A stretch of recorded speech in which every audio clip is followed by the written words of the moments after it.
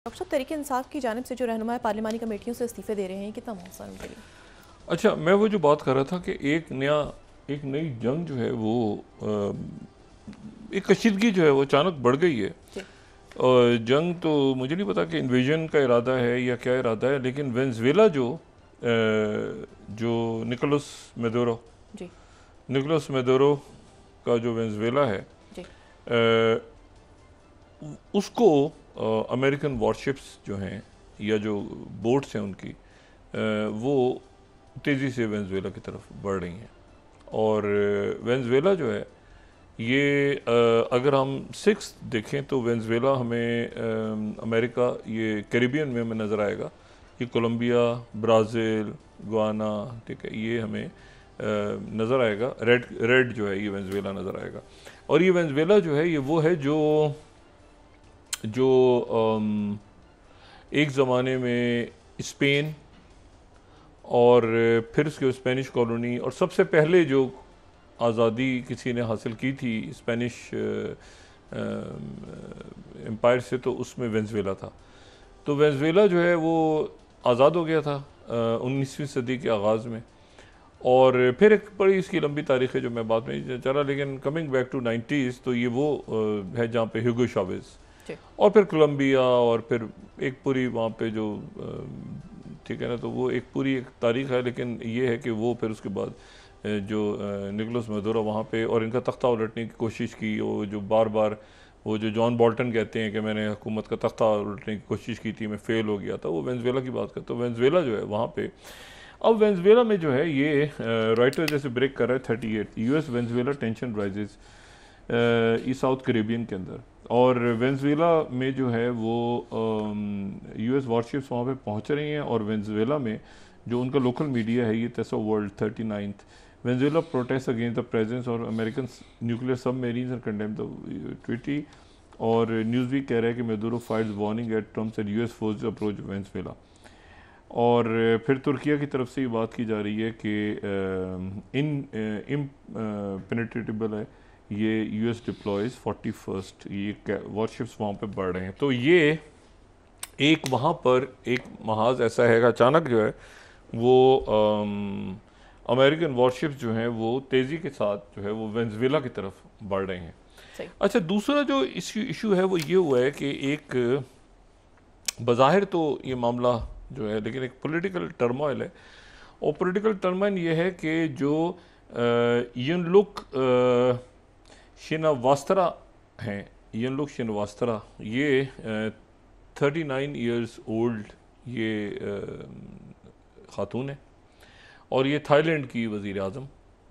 इनको वहाँ की अदालत ने अपने ओहदे से हटा दिया। अच्छा, थाईलैंड में जो है ये एक बड़े मज़बूत घराने से इनका ताल्लुक़ है। और ये शिनवास्त्रा जो हैं ये पूरी एक डायनेस्टी है, यानी आप समझें कि ये पूरी डायनेस्टी है।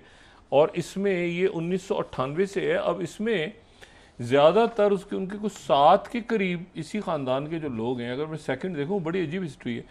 7 के करीब लोगों को या तो अदालत ने हटा दिया है और बाकियों को जो बच गए थे वो पावर में आए तो उनको फ़ौज ने हटा दिया। मतलब अजीब व गरीब सी है। अब देखें ना, ये प्राइम मिनिस्टर्स हैं, ये सारे एक ही ख़ानदान के हैं। अगर हम यहाँ से रोकें, ये हम ज़रा ऊपर से दोबारा एक दफ़ा देखें, ये सारी जो है ये शिनवास्त्रा फैमिली है, प्राइम मिनिस्टर्स हैं थाईलैंड के। ये 1998 में पार्टी बनी। अब जो इसमें जो पिंक हैं, जो पिंक कलर के, उसमें आप देखें तो ये मेंबर्स थे, ठीक है। तो उसमें ये शिनवास्त्रा फैमिली आई और उसमें जो है ये ब्रदर, पहले तो ख़ुद वो जो तकसिन थे वो 2006 तक रहे और 2006 तक रहे। फिर उसके बाद अगर हम आगे चलें तो ये उनके जो 2006 के बाद हमें नज़र आते हैं तो उनको मिलिट्री को ने हटा दिया। ये ब्लू कलर वाले जो हैं, यानी जहाँ ब्लू डॉट्स हैं उनको मिलिट्री ने हटा दिया। और बाकी जो हैं वो उनको, बाकी जो पिंक हैं उनको अदालतों ने हटा दिया।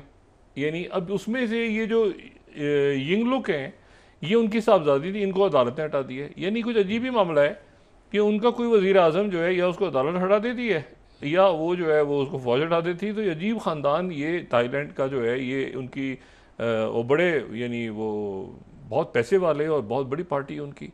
अच्छा, मुख्तलिफ पार्टी हैं, लेकिन मैं आपको बता रहा हूँ कि उनके वज़ीर आज़म जो हैं वो कुछ इस तरह से हटते रहे, कुछ इसमें जो है श्रीवास्तव फैमिली के हैं, लेकिन कुछ अलग भी हैं। जैसे आप हमें नज़र आएगा ना, ये जैसे 2014 में जिनको हटाया था वो इस फैमिली के नहीं थे, वो प्यू थाई पार्टी के थे। वो जो खातून थी वो प्यू थाई पार्टी की थी, ये भी प्यू थाई पार्टी के थे। ये वो फैमिली के नहीं थे, तो पार्टी वही है, लेकिन पीपल्स पावर पार्टी है, उसके भी लोगों को हटा। तो वहाँ पर एक अजीब सा टर्मोइल। अच्छा, अब ये जिक्र क्यों मैं यहाँ पे कर रहा हूँ थाईलैंड के अंदर, तो उनके इसलिए कि उनके जो वहाँ पर उनके जो एक आप इस तरह से कहें कि उनके एक कायम मकाम जो वज़ीर आज़म, इनको जुलाई में काम करने से रोक दिया था। थाईलैंड की जो वज़ीर आज़म है, इनको जुलाई में काम करने से रोक दिया था, क्योंकि जो कंबोडिया के साबिक, अभी बड़ी इंटरेस्टिंग बात है, कंबोडिया के जो साबिक हुक्मरान हैं जो 40 साल तक वहाँ रहे, उनसे ये फ़ोन पे बात करके कह रही थी कि अंकल, लफ्ज़ अंकल इन्होंने इस्तेमाल किया और आगे इन्होंने कोई गुफ्तगू की। वो फ़ोन कॉल लीक हो गई पब्लिक में, तो मुजाहरे शुरू हो गए। मुजाहरे शुरू हो गए, वो कंबोडिया में जो थे वो उनके हुक्मरान थे, और उन्होंने वहाँ पर हुन सेन, वो कुछ 40 साल तक हुक्मरान रहे। उसके बाद उन्होंने अपने बेटे को जो है वो हुन मेनत को उन्होंने हुकूमत दे दी और ख़ुद अलग हो गए। लेकिन ये उनसे बात कर रही थी वज़ीर आज़म, और उसके बाद ही वो कॉल लीक हो गई, तो पब्लिक सड़कों पे आ गई। पब्लिक सड़कों पे आ गई तो हंगामे शुरू हो गए।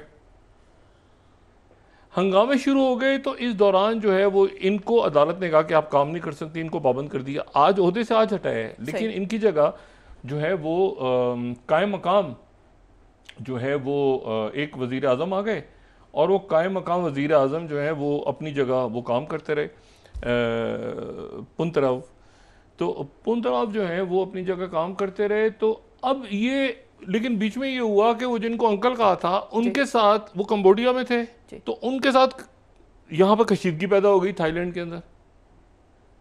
सही, जब ये फड्डा हुआ तो ये इतना ज़्यादा बढ़ गया कि अंकल कहा था, लोग सड़कों पे आ गए, उन्होंने कहा गद्दार है, गद्दार है। ये कंबोडिया के जो वहाँ पे, अच्छा वो साबिक हुक्मरान थे, वो स्ट्रॉन्ग मैन, वो अपने बेटे को इक़्तिदार दे चुके थे, तो उनका बेटा इधर, और ये जो है इनको हटा दिया अदालत ने। तो कशीदगी पैदा हुई, इतनी ज़्यादा हो गई कशीदगी कि वो 5 दिन तक तो सड़कों में हंगामे होते रहे, और उसके बाद कंबोडिया और थाईलैंड की जंग छिड़ गई। ये उन जंगों में से एक जंग है जिसको प्रेसिडेंट ट्रंप कहते हैं मैंने बंद करवाया। कंबोडिया और थाईलैंड की जो जंग है वो इस तरह से छिड़ी थी कि वो वजीर आजम को उनके एक कॉल पकड़ी गई थी कंबोडिया के साबिक हुक्मरान से, और वो जब कॉल पकड़ी गई, लीक हो गई, तो पब्लिक सड़कों पे आ गई कि हमारी वजीर आजम अपने कौमी राज उनको फरोख्त कर रही थी। उसके बाद थाईलैंड और कंबोडिया, अब ये वो पुराना इंडो चाइना, ये फ्रांस की कॉलोनीज थी, फ्रांस यहाँ से गया, ये थाईलैंड को सियाम कहते थे पहले, तो सियाम के साथ जो है वो करके मुआहदा वायदा करके गए, फ्रैंको सियामीज एग्रीमेंट को हुआ था 1904 में। उसके बाद ये आज़ाद जब से फ्रांस यहाँ से गया इंडो चाइना से, तो उस तब से वो जो बॉर्डर है इनका, अगर आप हम कोई भी मैप देख लें यहाँ पे, तो इनका बॉर्डर जो है वो मुस्तकिल वहाँ पे एक लड़ाई होती रहती है। लेकिन मैं आपको ये वाक़या इसलिए बताना ज़रूरी है कि वो वज़ीर आज़म आज हटा दी गई। तो जो प्रेसिडेंट ट्रंप ने फ़ोन किया था वो एक तो उन्होंने हुन सेन के बेटे को किया था, यानी हुन महत को किया था, सही, यानी उसको जिसको अंकल कहा था ना, उसको किया था। उसका बेटा तो कंबोडिया को हेड कर रहा है। और दूसरा ये जो खातून है, इनकी जगह जो कायम मकाम वज़ीर आज़म है वहाँ के, उनको फ़ोन किया था। तो कंबोडिया और थाईलैंड के दरमियान जंगबंदी हुई थी, जिसके बाद कंबोडिया के जो वज़ीर आज़म हैं वहाँ के, ये मैं कोट कर रहा हूँ, 16th ट्रम्प थैंक्स हुन 16th हुन मैथ फॉर नोबल नॉमिनेशन, ठीक है, hails Cambodia role in border peace, ठीक है। तो ये मैं इसलिए बता रहा हूँ कि जहन में आ जाए कि एक जंग ये भी थी, वो लोग भूल ना जाए कि कंबोडिया की तरफ से भी जो है वो नॉमिनेशन नोबेल प्राइज की हुई थी। तो इसलिए जो है, और फिर उसके बाद ये रॉयटर्स, ट्रम्प सेज के Thailand Cambodia agree to hold immediate ceasefire. तो ये उसकी अहमियत ये है कि वो जंग थी, ठीक है। अच्छा, उसमें जो है ये बड़े सख्त बॉर्डर क्लैशेस में फिर वो आ गया था कि F-16 तैयार इस्तेमाल हो रहे हैं, ये हो रहे हैं, वो हो रहे हैं। तो अब वो डिस्टेबलाइज हो गया दोबारा, यानी जो थाईलैंड है वो पोलिटिकली डिस्टेबलाइज है। वैसे कंबोडिया के साथ तो उनके मामला ठीक है बॉर्डर पे, लेकिन ये पॉलिटिकली डिस्टेबलाइज हुआ है। लेकिन वजह यहाँ बताना इसलिए ज़रूरी थी कि वो आज उनको हटाया गया और फिर पॉलिटिकल टर्मोइल आ गया। वेनेजुएला के अंदर फौजें बढ़ रही हैं आगे। भारत के अच्छा उधर गज़ा के अंदर जंगबंदी हो, वो कह रहे हैं हम दो गज़ा की पूरे गज़ा में नहीं, वो गज़ा शहर में दोबारा दाखिल होंगे, तो वो कह रहे हैं कि आ जाओ, साउथ में नहीं, इधर उधर नहीं, वो एक इलाके में दाखिल हो रहे हैं, तो वो ये कह रहे हैं कि आ जाओ। तुर्किया ने जो है वो अपनी एयर स्पेसेस बंद कर दी। अच्छा अब इसके साथ जो है वो अच्छा ये अरब न्यूज़ इसको फ्लैश कर रहा है अभी 10th, Israel declares Gaza's largest city a combat zone and halts humanitarian pauses. ठीक है, जो पॉजेस दे रहे थे वो उसको रोक दिया बीच में। तो अरब मीडिया इसको इस तरह से कोट कर रहा है। अच्छा फिर उसके बाद जो है वो मैं दोबारा यहाँ पे